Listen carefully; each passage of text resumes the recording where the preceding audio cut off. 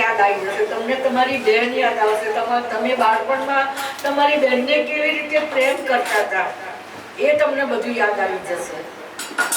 ભાઈ બહેનનો પ્રેમ છે આ. મારો ભાઈ તો મારા ચોટલા ખેંચીને હેરાન કરતો હતો, કાકા સાક્ષી વાત છે. જયાબેને જેમ એમના ભાઈને ગુમાવ્યા, છેલ્લા 15 દિવસમાં મારા ફેમિલીમાંથી 2 મેમ્બર્સ મેં ગુમાવ્યા છે. મારી મોટી બહેન 24 તારીખે એક્સપાયર થઈ ગઈ અને મારા નાના બ્રધરના વાઈફ 7મી માર્ચે એક્સપાયર થઈ ગયા. એટલે કોઈ પણ વ્યક્તિને ગુમાવવાનું દુઃખ શું હોય એ આપણો અંતરાત્મા જ જાણતો હોય છે. બાકી દુનિયાને દેખાડવાથી કોઈ ફરક નથી પડતો. દુનિયાવાળા તો બધા જ શ્રદ્ધાંજલિ આપી ઓમ શાંતિ કહીને તરત જ રવાના થઈ જતા હોય છે. અહીંયાથી ગયા પછી તરત ફિલ્મમાં જઈને બેસતા હોય તો બી શક્ય છે અને એ બને જ છે. આપણે પોતે પણ જેમ આપણે હમણાં હરીશભાઈએ ગીત ગાયું જાને કહાં ગયે વો દિન, બરાબર, કોઈ ભૂલતા નથી, ભૂલી શકાતી જ નથી કોઈ પણ વ્યક્તિની યાદ.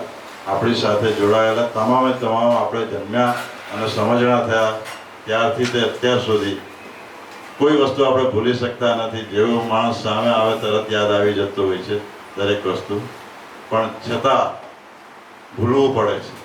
અમુક વખતે ઘણી બધી વસ્તુઓ આપણે ભૂલવી પડે છે. ઘણા બધા આપણા વ્યક્તિઓ પણ આપણે ભૂલી જતા હોઈએ છીએ અને જો ભૂલી ના શકીએ તો આપણે પણ રહી ના શકીએ.